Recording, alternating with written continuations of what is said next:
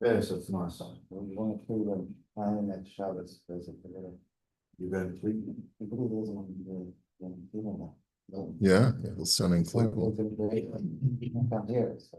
you're going to go there. Even it's nice. A nice community. Yeah. It's a nice Airbnb to act on your go to. Nice. Okay. Good. Yeah. Myself. Okay, let's get started then. The next question that we have for today is Misha Hilva Mechavero Peros Oshar Divrei Ma'achal Ha'im Yachol Lifroa Et Chovo B'Shabbos. If a person borrows produce or other foods, is he allowed to pay it back on Shabbos? Now, this is putting aside the whole question of Sa'ah B'Sa'ah, of ribis issues. Let's assume that there's no ribis issues, like from that commercial, from that jump. Oto bakbuk, yoter pri, right? Okay, we'll put aside that. Okay, he's giving him back the exact same thing. Can you pay that debt back on Shabbos? Can you give back something that you borrowed? We talked about yesterday, can you borrow on Shabbos? And the answer is yes, if it's food, but you have to use a different language, not a language of halva. Can you pay back something, the food that you borrowed on Shabbos? So he writes, Shuva kishem shasr lilvot b'Shabbat kach asr lifroa b'Shabbat. So he says, just like you're not allowed to borrow money on Shabbos, you're not allowed to pay back a debt on Shabbos. Ein tzarich lomar im hadavar muktzah kegon ma'os.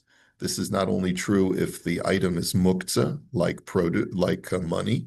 Ela afilu peros or divrei maichol she'en aleim din muktzah asur lifroa sam b'Shabbos. But even something that's non-muktzah, like food, you're not supposed to pay it back on Shabbos. But he says, "Kishem shebahalva yesh chashash yichtov kach bepiron yichshash yimcho kachov minam pinkas." And this, it's the same reason why we said that you shouldn't use a language of a loan on Shabbos when you're borrowing something, is because there's a fear that it's going to be written down. Here too, when paying back a debt, it'll create the possibility of a creditor erasing it from his notes. So like we said, like you want to pay back the makolet guy, that you shouldn't do on Shabbos. Aval im porea b'Shabbos b'davar hamuter l'Shabbos. But let's say you're paying him back with something that he could potentially use on Shabbos, kagon yayin, peros v'chulei, and like wine and produce or whatever. Va'omer lo b'lashon, you're not giving him a frozen raw steak. That for sure you can't, because that's even a question of muktzah, right? But let's say you want to pay him back something that he could potentially use on Shabbos. Va'omer lo b'lashon chazara v'lo b'lashon piraon. And you're using the language of, here, I'm just returning this. I'm not paying back a debt. You're saying, I'm just returning this cup of sugar that I borrowed. Azai mutter mishum diyesh heker.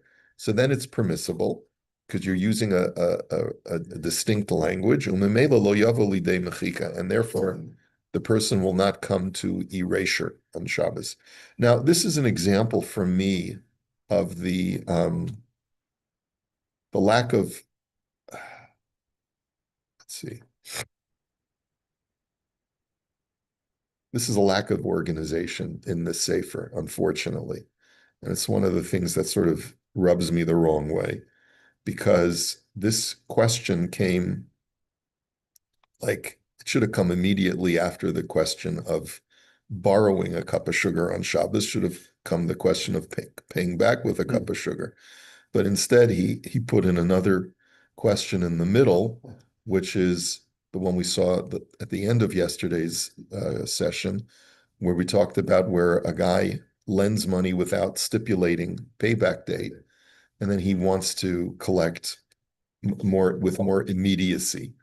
Okay, so I don't know why it's organized in this way, but whatever. So if you wanted to be careful not to borrow or loan something on Shabbos, would it be okay thought would be that, let's say that you took something from your house to the next door neighbor, let's borrow some sugar.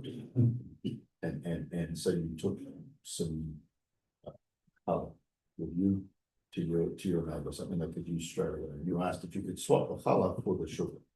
Would that be muktzah or Shabbos or not? It's not a question of muktzah, but would it be halachically okay on Shabbos? would it be halachically okay to barter on Shabbos? That's an interesting question.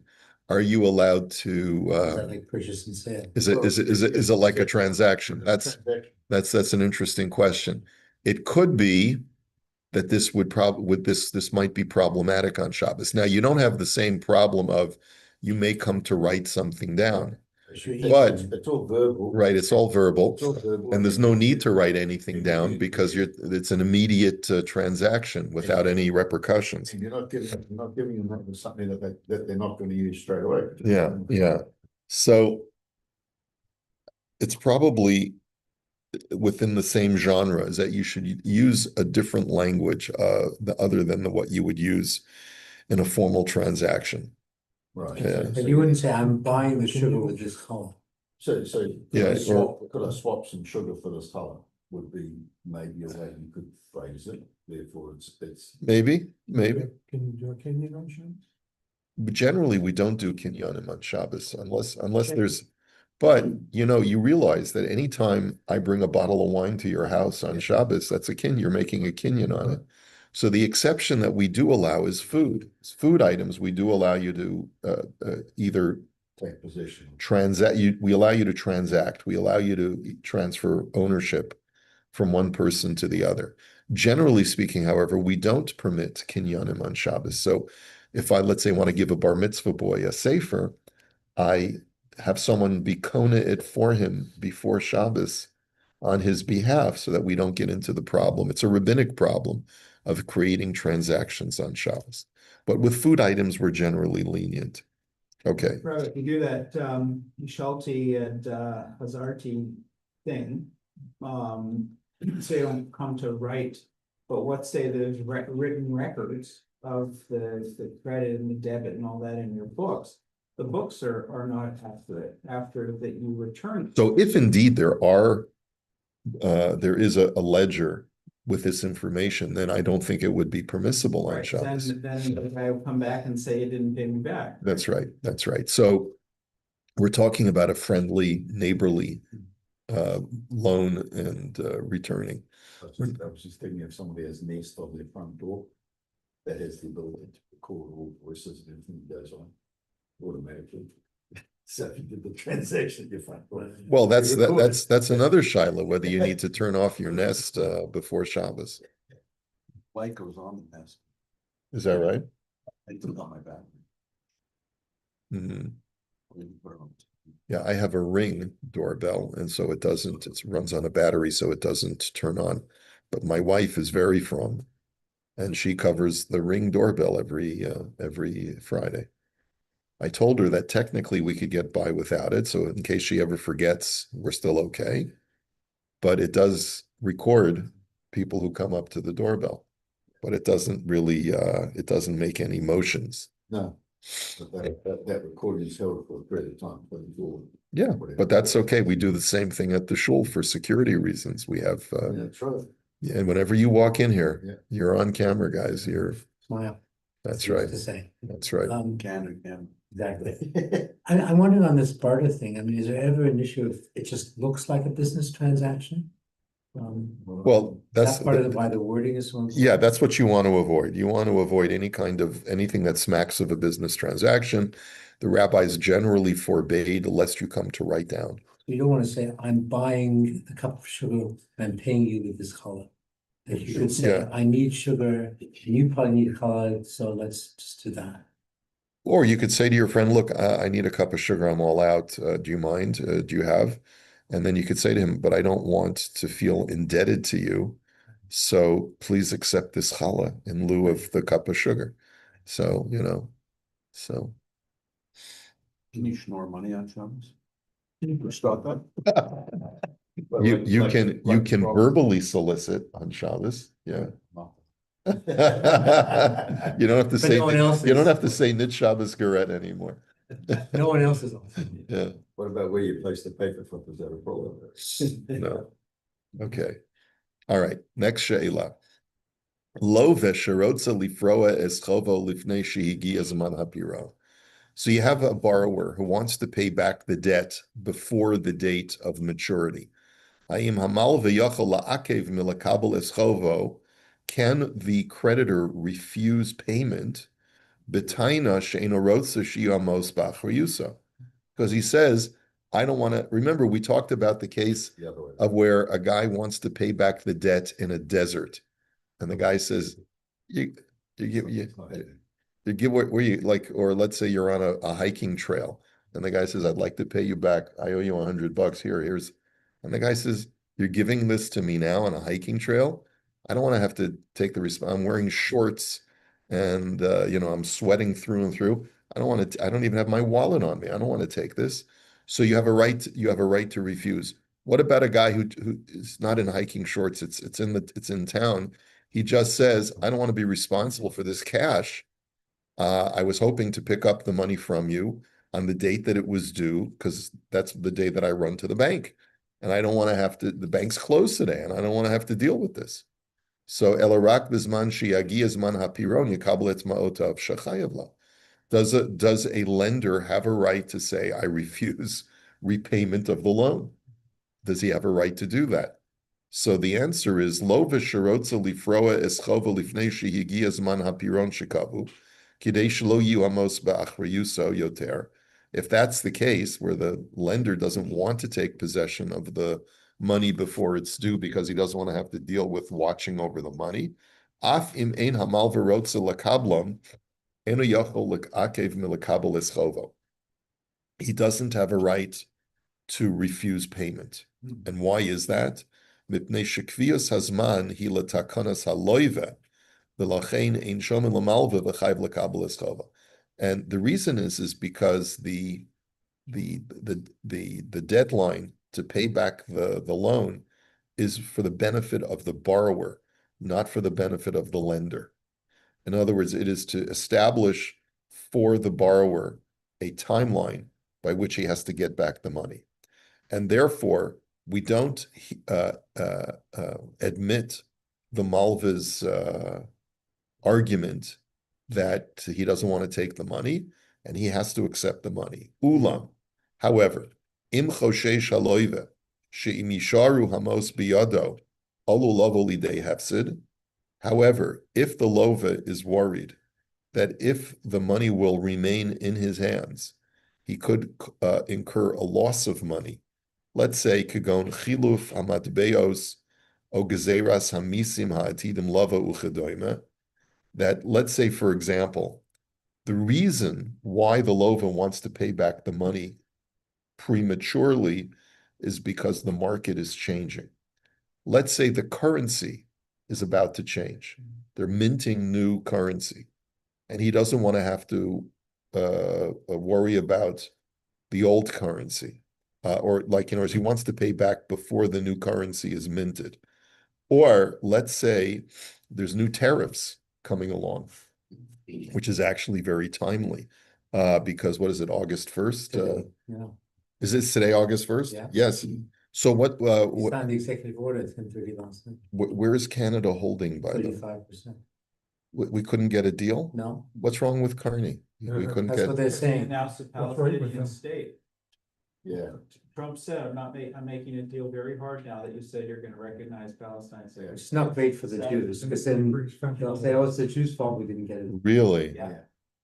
He backed down a little bit from that, but Who, Trump or Carney? Trump kind of said, oh, it doesn't mean we can't get it, now, I just don't like the It's not gonna Canadians. happen. Ain't nothing. Yeah, But, Trump is mad. Well, because he gave Mexico a 90-day extension, but all the problems they have with Mexico, he gave them. there's much more fentanyl coming across that Yeah, border than yeah. across our border. Yeah, I guess he doesn't like the smugness of the, thank you for your question. Okay, but anyway, Yeah, well, it's just, I mean, Trump seems to show support against Polyev for some reason. I never understood why he seemed to be against Polyev, who would be much more aligned with his politics. He was against Polyev because he knew that it would be easier to get a deal with Polyev. I think, or something to that effect, or Right. oh no, he thought Polyev would be tougher to Right, negotiate with. right, I think that's what it was. yeah. Okay, Good anyway, bedfellows, they say politics. yeah, yeah. So anyway, let's say it's July 31st and you want to pay back the debt more quickly because you know that the Canadian dollar is going to drop precipitously, or for other reasons, you just want to unload the money that you have because you don't want to lose money. And that's why you want to pay it back prematurely. V'hadavar nikar le'inayim shirak misibot elu rotze lahachzir et hahalva lifnei zman hapiraon. And it's clear that that's the only reason why you want to pay. In other words, it's obvious that It's a financial issue. that it's a financial issue that you That want. happens if they're gonna announce interest rates are gonna go up. Our currency is gonna tank Yeah, against that, so you know that the next week. Your loan to pay back in Israel is gonna be way much more in Canadian to convert. You want to pay back the That's a real issue. is that what they're talking about? They're going to raise interest rates? No, I'm just saying that like they said, they're gonna hold it, but that, when they announce that, it looks like they're going, interest rates in the States are going to go up or down, that it fluctuates our currency. Yeah. Yeah. You know, and that costs us more money in Israel because we're paying everything in Canadian dollars. And all of a sudden, if we owe, $1,000, $1,200 now. So you wanna pay it back. That's right. That's right. In that case, if I wanted to, I could change the money at any date I want, get the best exchange rate I want, and I'll either hold it or put it into an investment in somewhere with a short-term investment, and pull it out 5 days later. Right. So this is what Rabbi Cohen is saying in this tshuva. If it's obvious that the reason why the guy wants to pay back the debt early is because he's going to have financial benefit by doing so, ein hamalva, and it'll be a liability to the lender, ein hamalva chayv lakabel es ma'osav lifnei hagas hazman. In that scenario, the lender is not obligated to accept the money before the maturity of the loan. It's only if it's a question of convenience or I need to watch, I don't want to have to keep the money in my pocket all the time or whatever. If it's just convenience, then the malva cannot refuse early repayment. But if it's a question of financial loss, then the lender has a right to say, you pay me back when you pay me back. This scenario is interesting. I'm thinking they're walking down a dark alley, feels unsafe. He says, "Here, let me give you $1,000 back here and now." Right. So Right. So that you do have a right to refuse because it's a question of security. The only time the malva doesn't have a right to refuse is a question of convenience. V'im higia zman hapiraon me'ikar hadin haloive yochol lemaher lifro lemalve kedei lahatzil et atzmo mechashash hefsed im zeh shinoi hamatbeot o gzerat misim v'chulei mebeli lahashkiach al takol es chavero. However, if the loan has already matured and it's time to pay back, but the very next day, if I were to pay him back, it would be to the lender's advantage and he wouldn't lose money. I don't have to feel obligated to delay repayment of the loan. This is only a problem if I want to pay back the loan early. But if I want to pay back the loan on time and the lender is willing to let me wait another week so that he gets an advantage, I'm not obligated to give him that advantage. So, it's a standard feature in mortgage lenders against real property or house or commercial, whatever, have standard clause in mortgages that prevent prepayment of the mortgage, right? So you have to pay every month. Yes. They have that clause, but then they say, but if you want to prepay it, you have to pay a penalty or a higher interest rate on the prepayment amount. That's right. So they make money anyway. That's right. That's right. They don't want to lose money. They That's want you to schlep it up. right. That's the issue of interest payments. Yeah. Here, there's no interest at all. It's just that the market circumstances are fluctuating such that if I wait until the due date, I'm going to end up losing money. And so therefore, let me pay back early so that the loss will be on the lender's part. That I'm not allowed to do. if there was no advantage either way for the borrower or the lender to pay back early, let's say that the person was, the borrower was saying, I'm gonna be out of town next week. Yeah. When. So then 100%, he has every right to pay it back early. And it cannot be refused. Cannot be refused unless it's an issue of Unless there's a disadvantage to one or the other. or to- unless the Malva can make the case, I don't want to get paid back in the desert, Yeah, right. right? Or in a dark alley. Inconvenient place. Right. It's not just inconvenience. I think there he's arguing that I may end up losing the money. But because there's a fine line, because here we're saying that if it's just a question of convenience for the lender, he cannot refuse it. Let's say he says, well, I'm going to have to hold on to this until the bank's open next week. Sorry, that's not enough of an argument. Yeah. Market fluctuation, isn't that the issue also of interest? Yeah. There's no sense of that issue. It doesn't, right, that. Right. feature is- Right. So there could be situations of market fluctuation, but with currency, cash is king usually. And so therefore you don't have to worry about market fluctuation if you're borrowed Canadian money and you're paying back the exact denomination of Canadian money, even if according to the American index, there's been a fluctuation. Because whatever country you're in, the currency of that country determines the standard. Okay. So that's why that wouldn't be an issue of ribis.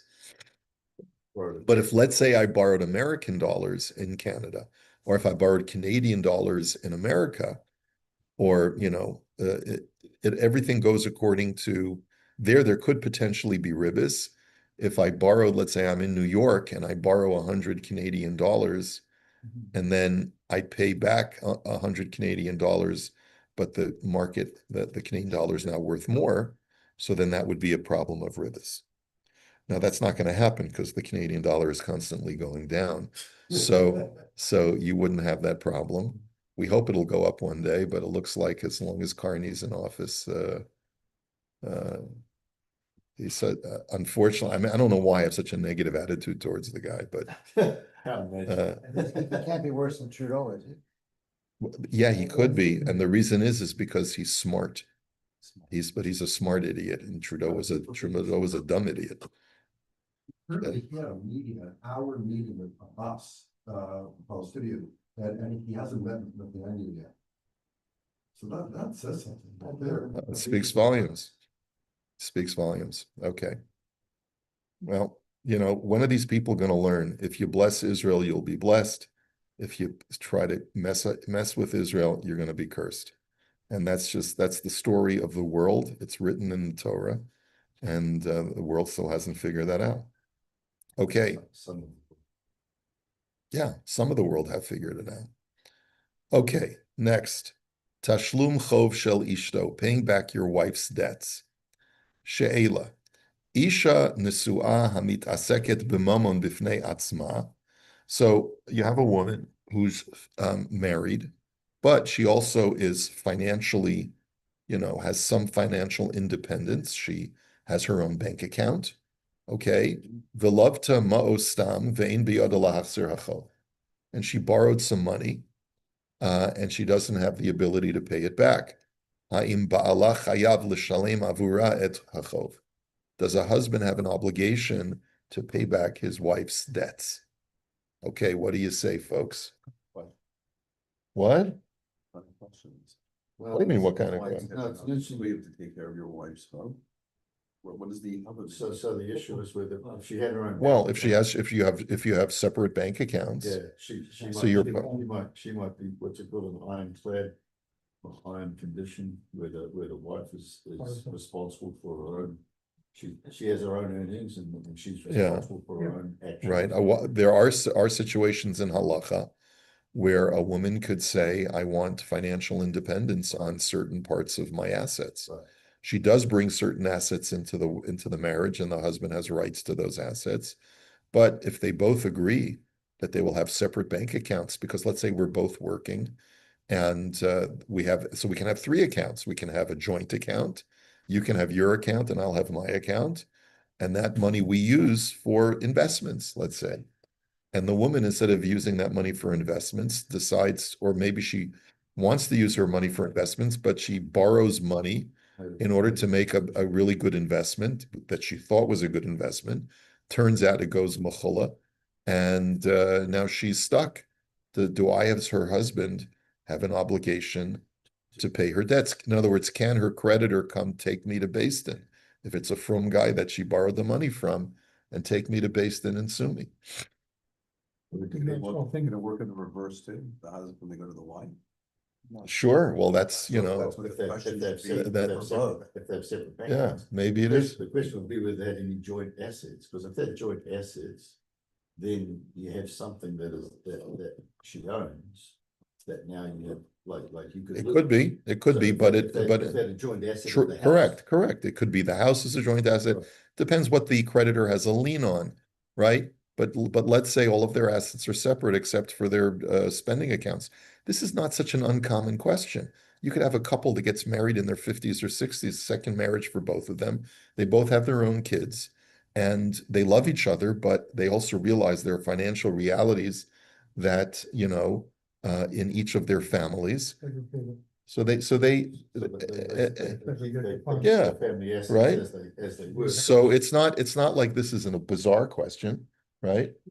But is there also the issue of, if she takes on debt and the husband hears about it, he can negate it, like a vow, for example? Is there any issue in that respect? No, not really, because there's no vow here. She borrowed money. It was a month ago she borrowed the money. The husband said, okay, honey, look, I mean, if it's Or a it's like if separate it's a- instance, what is gives the her- Havamina that you would think the husband is responsible, let's take a look. right? Yeah, If I it's- mean, She's because, in business and she does something, what does it have to do with the husband and vice versa?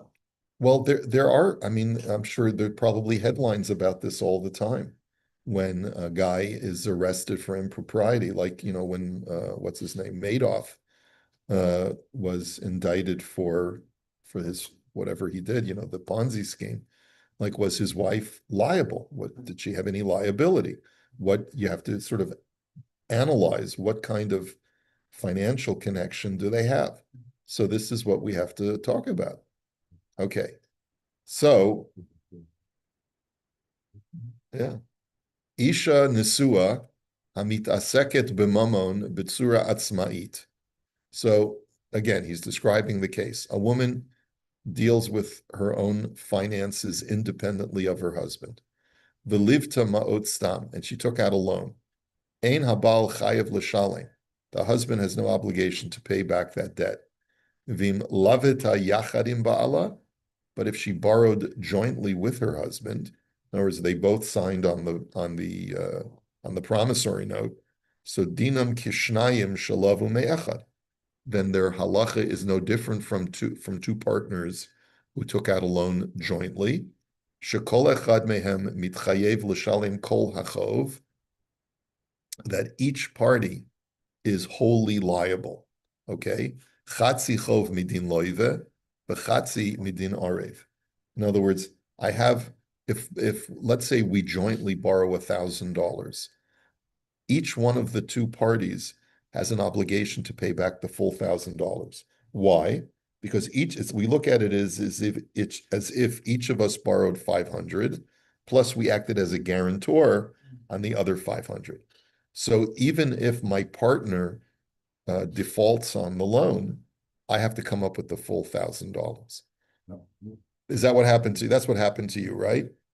So the person who came after you, because you were a guarantor, was within his rights halachically to come after you. In real life, it happens that way where they're joint debtors, so they're both directly liable at that level. And then, or the wife borrows as the debtor and the husband is the actual guarantor on a separate piece of paper Mm. called the guarantee. In order to be liable as a guarantor, it has to be in writing in Canada. But if it's a flip side, like Moish was saying, sometimes the husband will borrow it and he'll ask his wife to be the guarantor at the bank or whatever. She doesn't know what she's doing, let's say. And she signs a guarantee and the bank sues.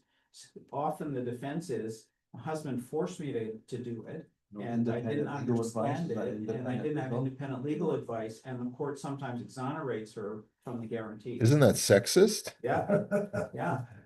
It Like, is- I mean, it because is. there are plenty of times in the 21st century. There are plenty of times in the 21st century where the woman's earning power is greater and Yeah. she's more financially savvy than the husband. It's hard to get off on that defense these days, especially Right. if you're careless or whatever, but there's historical cases like that all the time, and it's probably true. The husband schleps her along, she has her own assets or whatever, just sign for me, whatever, it's a business deal, $500,000, then if she doesn't know what's going on. And then they sue her, and then she gets a lawyer, and the lawyer basically says she didn't know what she was doing, you didn't explain it to her, you pressured her, she didn't really have a choice. And sometimes the bank will let her off, the court will let her off. That's Oh my happened, gosh. yeah. And they'll never let a man get off like that. And the wife's a shark. Yeah. And then, but then she puts on this innocent dress and, yeah. Okay, we'll hold it here for today, Sabra. Have a wonderful Shabbos and at Tzom Kal. Hope, unless Mashiach, we hope will come before Tisha B'Av. And we will resume Bezrat Hashem on Monday. Oh, Monday's a holiday, so we will resume on Tuesday. And maybe I'll see some of you Monday night at the real estate event. Okay. Shabbat shalom.